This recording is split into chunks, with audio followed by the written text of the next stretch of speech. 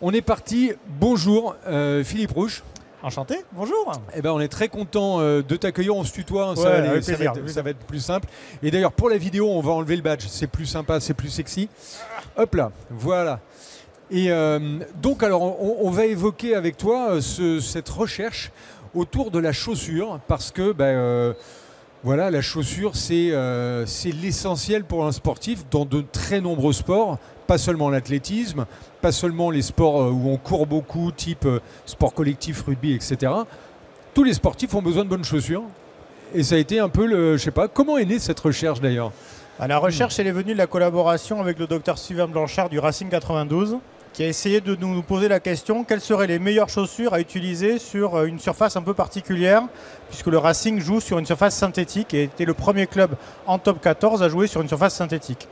Et le médecin nous a dit, voilà, je veux surtout pas mettre les sportifs dans une situation qui soit dangereuse pour la santé. Y a-t-il des bonnes ou des mauvaises chaussures pour les terrains synthétiques? Le travail est parti de là. Et comme on avait une expérience sur l'analyse biomécanique de la performance dans le rugby, que je vais vous montrer dans pas longtemps, de là est venue une collaboration via M-Valor, qui sont présents, donc que je remercie énormément. Et oui, via l'Institut Carnoir, dont vous verrez un des dispositifs, puisqu'on va se servir d'un bras robotisé pour simuler à l'échelle 1, c'est-à-dire avec le vrai niveau de vitesse et le vrai niveau de force, les cadrages de débordement des rugbymen pour pouvoir tester toutes les configurations possibles et inimaginables. Donc voilà d'où c'est venu. On imagine c'est un des tests les plus extrêmes de les rugbyman. Je pense que c'est un. On peut donner un ordre d'idée. Un rugbyman sur un cadrage de débordement, c'est 7 fois le poids de son corps. Donc vous imaginez, ils font tous plus de 100 kg. Ça fait 700 kg sur une jambe, c'est quand même une demi-Twingo. Donc, si vous n'avez pas le bon équipement, le bon contrôle neuromusculaire, vous arrachez le ligament croisé, ce qui malheureusement arrive à peu près 2 fois par an en top 14, mais c'est très très peu par rapport au nombre de situations que l'on rencontre.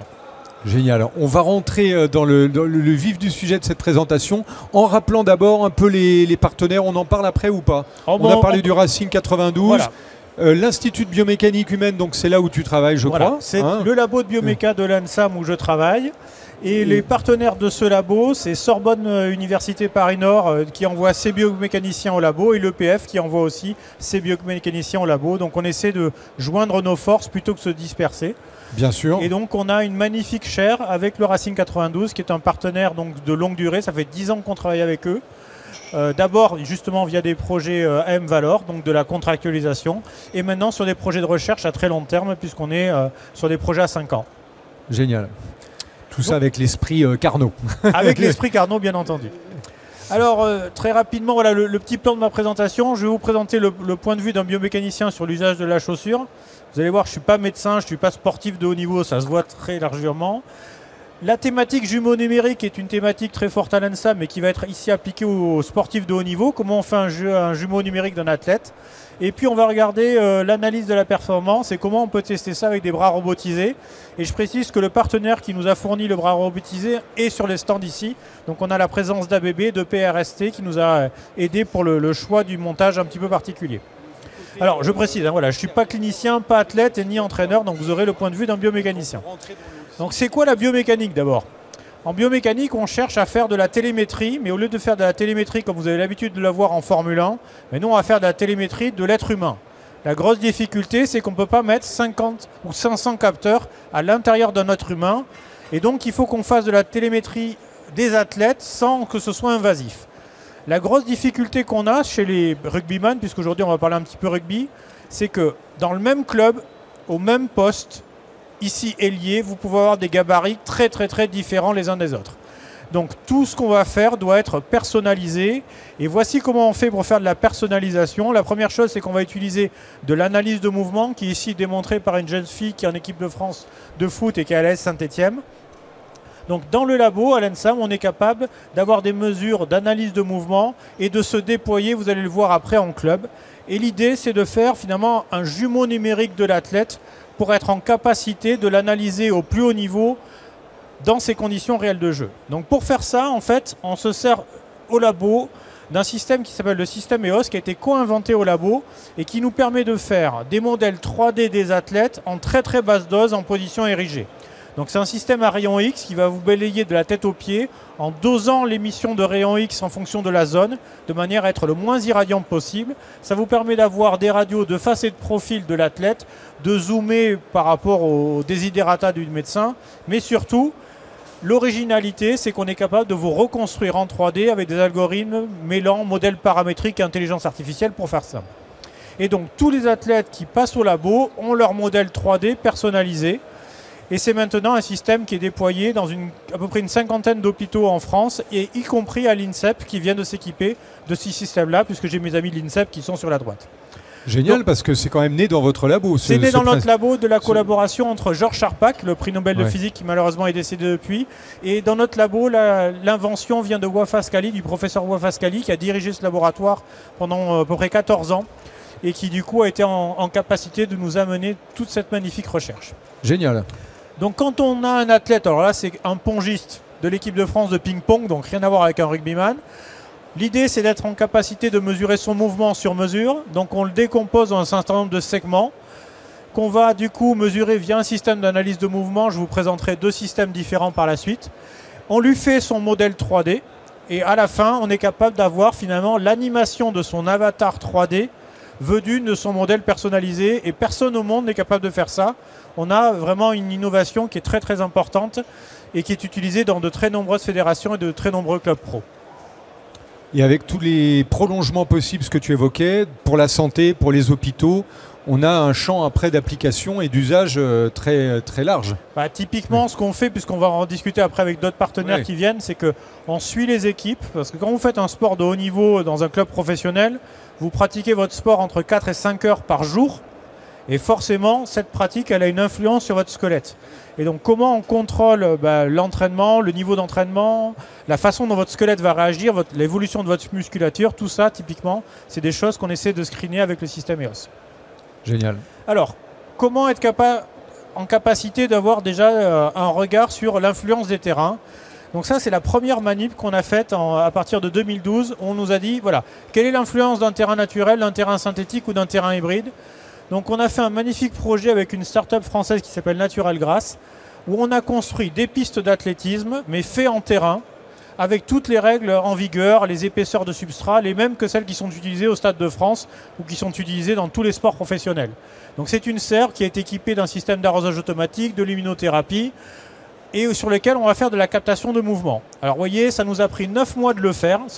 C'est un projet d'étudiants aux arts et métiers. Donc si vous voulez faire des projets marrants et ambitieux, venez chez nous. Vous verrez typiquement le genre de projet qu'on fait. Donc ça, c'est un étudiant qui a géré ce projet-là.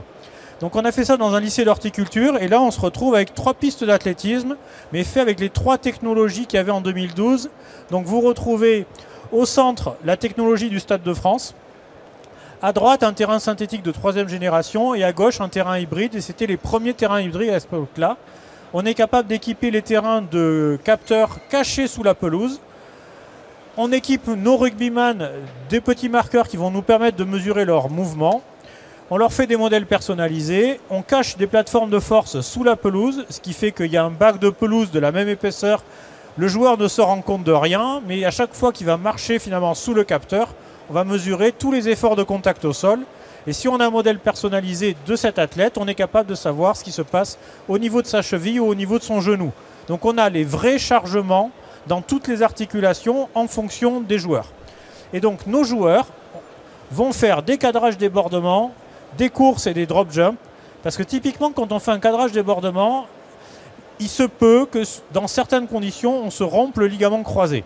Donc c'est une blessure que certains d'entre vous ont peut-être connue, qui est très préjudiciable pour les sportifs professionnels, parce que ça veut dire que pendant 6 mois, ils sont en dehors du club, et il y en a à peu près un tiers dont on sait qu'ils ne retrouveront jamais leur niveau initial. Donc c'est vraiment ce qu'on cherche à éviter. Donc vous voyez ici l'analyse du mouvement, ce qui nous a permis pour la première fois de démontrer au monde entier le niveau d'effort qu'étaient capables de générer les rugbyman sur ce genre d'appui. Donc retenez 7 fois le poids du corps, donc c'est des choses qui sont considérables. Et cette étude a permis de faire des... Alors on a utilisé 15 rugbyman le même jour avec le même équipement qui passait d'une piste à l'autre de façon randomisée pour pouvoir avoir aucun biais. Et on a pu montrer de façon significative que typiquement la surface hybride qui était proposée par notre partenaire permettait par rapport à un terrain synthétique typiquement de baisser de 43% le niveau de chargement au niveau du genou ou de la cheville. Donc il y a des... C'est énorme. C'est énorme. Voilà. C'est énorme, 43%, c'est presque la moitié, quoi. C'est presque la moitié en moins. Ça ne veut pas dire, après, c'est un petit peu comme la vitesse. Le fait que vous rouliez plus vite, vous prenez plus de risques. Mais il y a des gens qui sont capables de rouler très vite. Mais par contre, si vous êtes en fin de match, que vous commencez à être fatigué, ce 43% en plus, il faut être capable de le gérer. Et certaines personnes le géreront plus ou moins bien. Et donc, est venue de là la collaboration avec le Racing 92 et son médecin qui vous prie de l'excuser. Il devait être avec nous aujourd'hui, mais il a une urgence médicale et du coup, il a dû se décommander au dernier moment. Donc, vous retrouvez la Paris Défense Arena, qui est le stade juste derrière la Défense, qu'utilise le Racing 92 et qui était le premier stade synthétique utilisé en top 14. Et l'idée qu'on a eue avec Sylvain, c'est de se dire, voilà, j'ai tout un tas de mouvements 3D de chaussures, de vrais rugbyman, en conditions réelles de jeu sur différentes surfaces, dont des surfaces synthétiques. Je vais donc les donner à reproduire un bras robotisé. Donc le bras robotisé a été justement financé par l'Institut Carnot sur un magnifique projet qui nous permet maintenant de tester des chaussures, par exemple pour les fabricants français, d'un grand distributeur que vous connaissez tous et dont je tairai le nom. Mais du coup, on est capable maintenant d'aider l'industrie française à développer ses produits en étant en capacité de simuler du coup différents types de sports. Donc notre bras robotisé reproduit des mouvements de sportifs de notre base de données. Alors vous allez voir ce que ça donne typiquement. Vous avez ici la simulation de la course, du cadrage et de la poussée en mêlée. Alors c'est en mode slow motion pour que vous puissiez voir quelque chose. Mais vous avez tout le déroulé du pied avec les vraies cinématiques, les vrais niveaux d'effort et les vraies temporalités. Et donc ce que font les équipes, c'est qu'elles nous achètent tout un tas de chaussures. Donc très régulièrement, au comptoir des arts et métiers, je reçois des paquets entiers de chaussures de sport. Les agents à la loge me regardent bizarrement. Et du coup, on n'utilise que les pieds droits, donc je pourrais leur donner les pieds gauches. Mais voilà. Et donc on teste toutes les chaussures très régulièrement pour tous les clubs pour être en capacité de les tester et de les différencier. Et sur le même geste, on a des différences hallucinantes sur le niveau de grippe, sur le niveau d'amorti, sur le niveau de rigidité. Et du coup, on essaie de caractériser ces chaussures en fonction de notre moyen d'essai qui est un petit peu original. Donc c'est un système d'essai dédié à la reproduction du geste sportif. Et du coup, après, il y a une association entre des chaussures et des types de revêtements, des types de sols. Parce que vous vous rendez compte que, sur ce sol-là, cette chaussure-là, c'était le but de la recherche au départ. Exactement. Donc là, typiquement, c'est le sol qui est le sol du Racing 92. Et on a des bacs de sol qui nous sont fournis par les fabricants.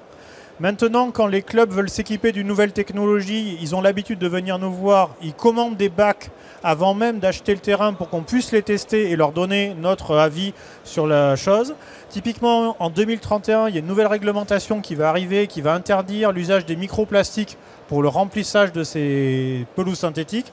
Donc c'était fait avec des SBR, grosso modo, c'est des pneus recyclés. Mais pour des problèmes de diffusion des microparticules dans la nature, ces microplastiques vont être interdits en 2031.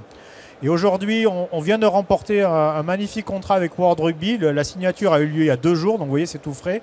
Et on va tester tous les nouveaux composants biosourcés pour World Rugby pour faire évoluer ces technologies de manière à ce que les technologies soient biosourcées, soient biodégradables et qu'il n'y ait aucun problème de mouvement de particules dans les stades. Génial. Bravo. Donc ce truc-là, des bacs comme ça, on en a une vingtaine. Là, on va recevoir 15 bacs de World Rugby à partir du mois prochain. Et on va être amené à les tester de manière à pouvoir voir comment ils se comportent avec des conditions réelles de jeu qui n'ont rien à voir avec les tests qui sont faits par FIFA ou par World Rugby. Donc World Rugby va typiquement nous choisir les chaussures qu'ils aimeraient et qui sont représentatives de ce qui est utilisé aujourd'hui pour les avant, pour les arrières et puis des chaussures traditionnelles qu'on va retrouver dans les publications. Et on va voir ce que ça donne. Alors, je montre... Juste en restant peut-être sur les chaussures, où on en parle maintenant des chaussures, là, ce qu'on évoquait tout à l'heure, les joueurs. Avec plaisir. Voilà, on a plein de chaussures différentes. On voit même les crampons sont très différents d'une chaussure à l'autre. Et il y a plein d'anecdotes en fait parce que vous travaillez forcément avec des grands sportifs. Quelques anecdotes sur les chaussures. Alors, quelques anecdotes sur les chaussures. Le monde du foot est déjà beaucoup plus compliqué que le monde du rugby parce qu'au foot, ils sont très sponsorisés. Et dans leur contrat, malheureusement, ils ont obligation à porter la chaussure prescrite par l'équipementier. Pour toutes les grandes compétitions, les équipementiers sortent un nouveau modèle et le joueur doit utiliser le dernier modèle qui vient de sortir le jour même.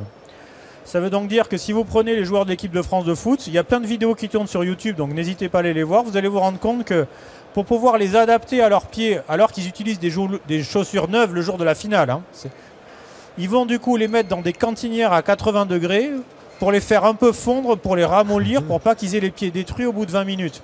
Ou alors ils vont dormir avec la nuit dans des bassines, enfin dans leur baignoire, pour adapter la chaussure. Donc on en est dans... Déjà, moi je savais pas que les joueurs de foot dormaient dans les baignoires. Ouais, bon, ils font plein de trucs bizarres. Voilà, mais ça, ils le font typiquement. Carrément. Donc il n'y a aucune rationalité sur la conception des chaussures de sport. Et même chez les meilleurs équipementiers, parce qu'en fait, comme ils changent de modèle tous les 3 mois, bah, ils sont obligés d'inventer quelque chose de nouveau. Il n'y a pas de raison d'inventer quelque chose qui marche bien, quoi. Voilà. Alors, je ne peux pas citer le nom de l'équipementier, mais une fois, on leur a demandé, mais pourquoi vous avez mis les crampons comme ça? Et le designer m'a dit, mais quand même, Philippe, tu ne le vois pas? Et j'ai dit, bah, vraiment, non. Il dit, ça ressemble à un dragon. Et je dis, ah oui, effectivement, si le leitmotiv de conception, c'est que ça ressemble à un dragon, je comprends que je ne comprenne pas, quoi. Voilà. Donc, l'idée, c'est maintenant de faire diffuser ces résultats pour qu'ils arrêtent de mettre les crampons à des endroits qui sont très dangereux pour le pied, oui, qui ne correspondent pas aux zones anatomiques où il faudrait les placer. Et en fait, ce que vous faites, vous regarderez si vous avez des enfants, puisqu'il y a des plus jeunes et des moins jeunes. Quand vous prenez une chaussure, quand vous la choisissez en magasin, généralement, la première chose que vous faites, c'est que vous la retournez. Et vous regardez les crampons. Plus elle est fine, plus elle est droite, plus elle va vous donner un sentiment de vitesse, parce qu'elle est allongée. Et donc, vous allez avoir tendance à choisir une chaussure dont la semelle est beaucoup trop faible par rapport à votre taille de pied. Ce faisant, votre pied va dépasser à droite et à gauche, le cuir va se déformer. Alors ça, vous vous dites, c'est pas bien grave, mais comme vous avez un changement de matériau entre la semelle et le cuir, vous avez 2 magnifiques concentrations de contraintes sur le gros pouce et le petit doigt de pied. Dessous, il y a des structures très sensibles et du coup, vous pouvez arriver à des fractures du 5e métatarse, qui est une fracture d'un footballeur brésilien célèbre d'un club parisien, dont je tairai le nom aussi. Voilà. Donc, il y a plein de choses qui pourraient être changées si les gens faisaient un tout petit peu attention et étaient moins drivés par le design et la nouveauté. Exactement. Et puis si on écoutait plus les chercheurs et ceux qui savent, plus que les designers, c'est vrai que tu dis ça, on a l'impression quand même que c'est beaucoup les designers qui s'occupent des chaussures, de trouver des dragons. Il y a un côté quand même marketing assez poussé qui des fois s'éloigne du raisonnable et du scientifique. Mais ça, c'est le... Après... Il y a maintenant des joueurs, pour ceux qui suivent un peu l'actualité, qui ont porté plainte contre leur équipementier en disant voilà, la chaussure m'a causé telle blessure et je réclame des sommes qui se chiffrent en dizaines de millions d'euros. Hein. Donc les équipementiers font de plus en plus attention et dès qu'on discute avec eux, ils sont très raisonnables. Typiquement, là, il y a une des marques qui est utilisée par un des joueurs du Racing 92 qui n'avait pas des bons scores par rapport à nos critères, aux critères du médecin. On a discuté avec eux, ils ont tout de suite proposé un autre modèle aux joueurs qui, lui, avait des très bonnes caractéristiques et on est capable de discuter, de s'arranger. Complètement. Par contre, à partir du moment où vous imposez un modèle pour un sportif, c'est pas la bonne idée. Donc ce qu'on recommande aussi aux joueurs, c'est de ne pas avoir dans leur contrat une exclusivité à utiliser un modèle imposé par leur marque, parce que si ça se trouve, il ne correspond pas du tout à l'anatomie. Alors typiquement, je vous ai juste mis le résumé, mais voilà toutes les chaussures du panel testées pour le Racing 92, où sont synthétisées les informations de grippe, de flexibilité, d'amorti et de performance. Entre guillemets, par rapport aux critères du médecin pour un joueur particulier qui demandait un bon amorti, une chaussure flexible et un grip latéral faible, parce que les terrains synthétiques ont énormément d'accroches, donc on ne veut surtout pas rajouter une accroche qui serait trop importante et qui pourrait amener à de la blessure. En gros, de la meilleure à gauche à la plus mauvaise, vous les avez toutes classées. Et ce qu'il y a de marrant, c'est qu'on les a toutes testées 5 fois dans un ordre complètement aléatoire, et si vous regardez bien le classement, il est par marque. C'est étonnant, bah oui, c'est vrai. Ça veut dire que chez les équipementiers, il y a des philosophies de conception sur le choix de la tige sous la chaussure, sur les matériaux parce que c'est fait dans les mêmes usines, sur le type de cuir qui est utilisé, sur la forme des crampons. Et que quand un équipementier ou par exemple une fédération décide tout d'un coup de passer de Nike à Adidas, ça va amener chez les joueurs d'énormes modifications parce que les deux marques n'ont pas du tout la même philosophie dans la conception des chaussures. Et peut-être que ça va passer de bien ou mal, mais ça peut très bien passer de mal à bien. Tout est possible.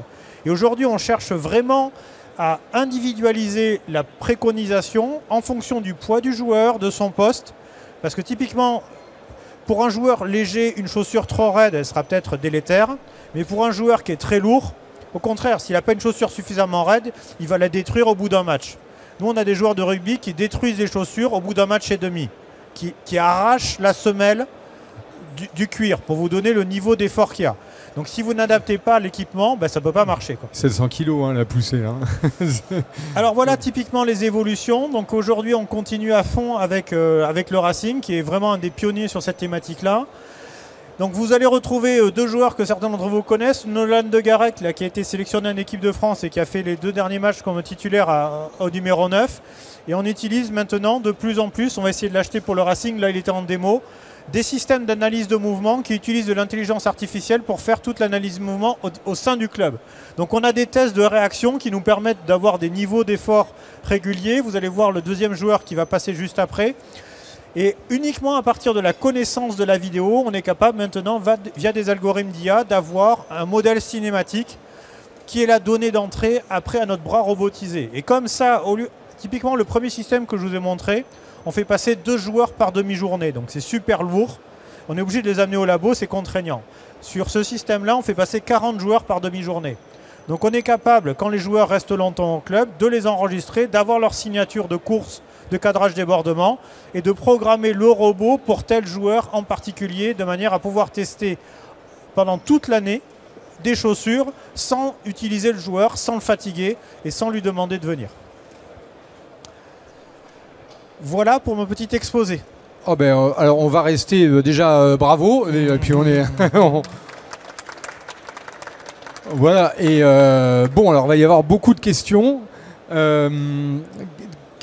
spontanément comme ça. On n'est pas là-dessus. Alors on continue à discuter. Là il y avait on le voit, il y a plusieurs étapes maintenant technologiquement avec ce robot qui teste les chaussures, le scan 3D qui permet d'avoir le joueur sur mesure. Donc ça, c'est des avancées qui sont phénoménales et qui vous permettent aujourd'hui une marque. Vous avez tout le matériel là aujourd'hui pour suivre une marque dans la durée, adapter parfaitement les chaussures aux joueurs. Parce que ce qui est étonnant, là dans enfin bon, je ne sais pas encore la question que je pose, hein, mais ce qui était étonnant, c'est que dans l'étude, ce qui ressort, c'est que toutes les Nike, là, celui-là, voilà, c'est ça. On a les Nike ensemble, les 4 elles sont groupées. Bon, Adidas, il y a un petit peu de flottement, mais là, Adidas paraît très groupé.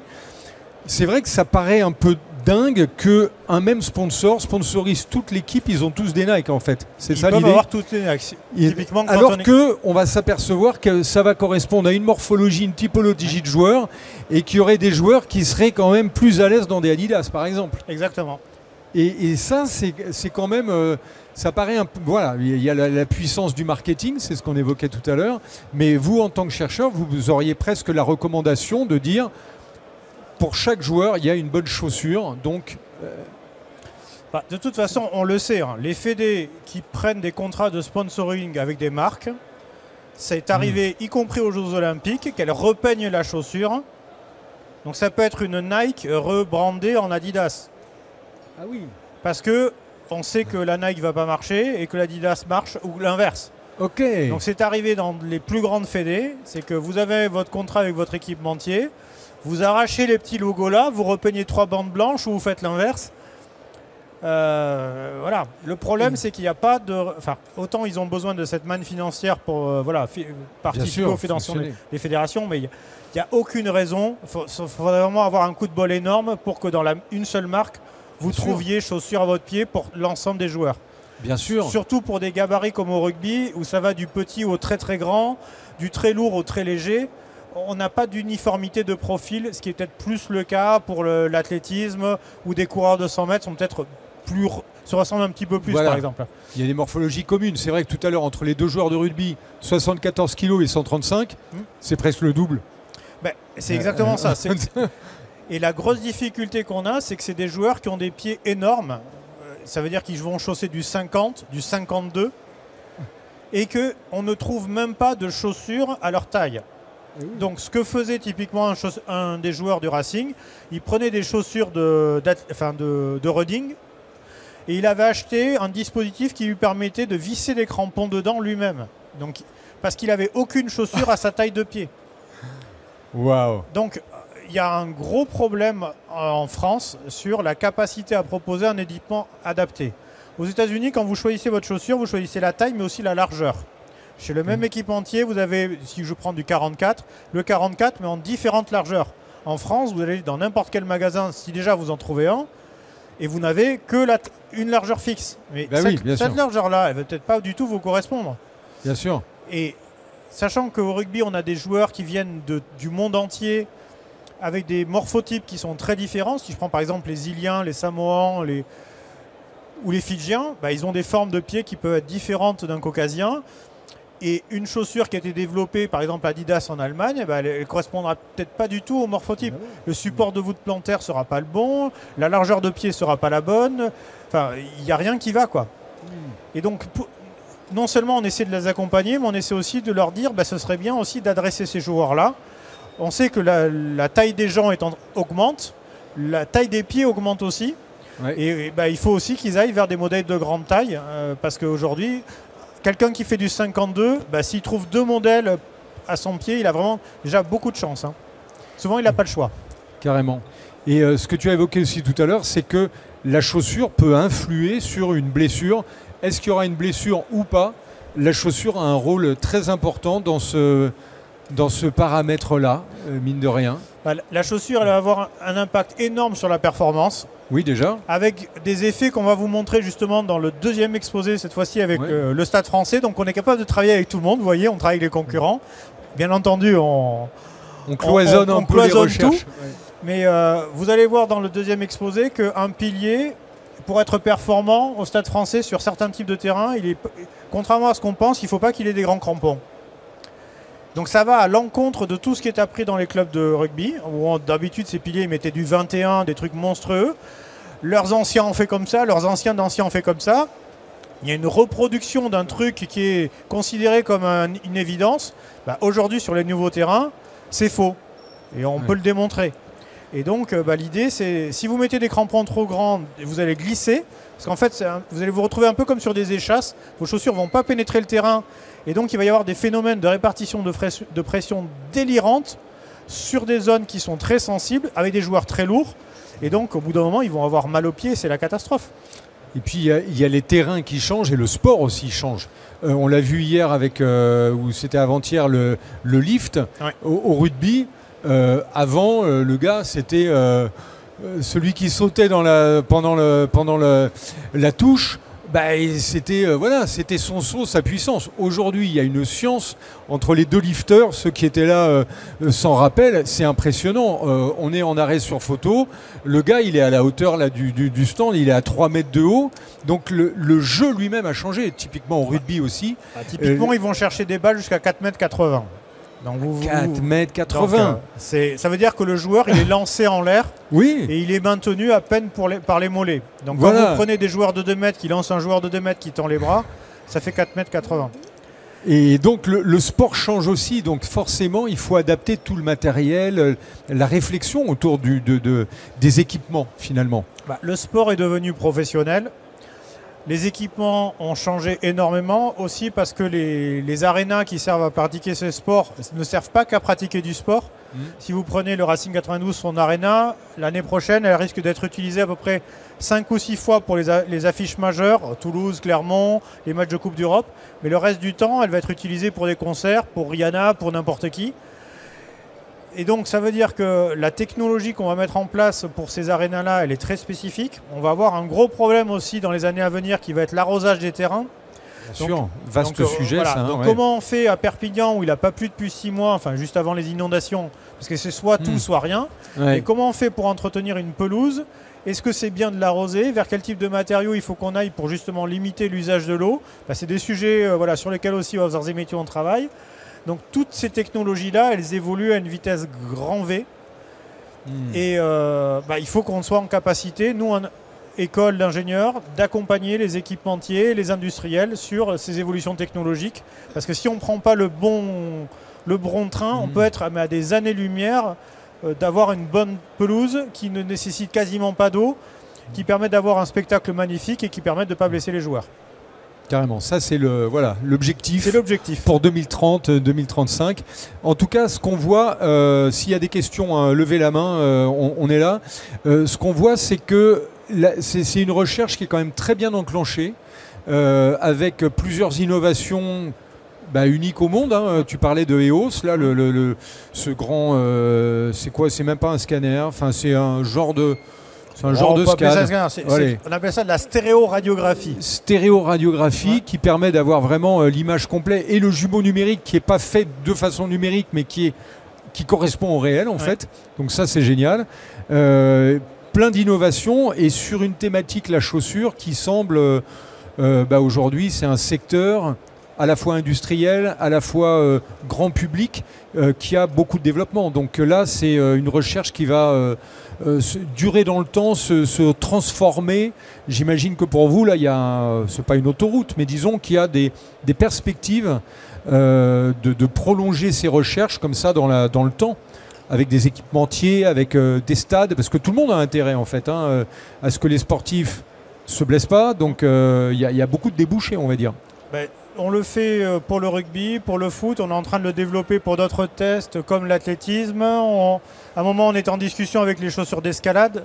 Voilà, comme on a une espèce de bras qui peut reproduire tout ce qu'on veut, l'idée c'est d'arriver déjà à enregistrer les sportifs dans des conditions réelles. Et c'est pour ça qu'on le verra juste après, on essaie de faire en sorte que le laboratoire ait des antennes dans les clubs ou dans les fédés, pour ne surtout pas perturber leur déroulement. On ne fait qu'enregistrer un entraînement qui existe déjà. On ne recrée pas quelque chose spécifiquement pour nous.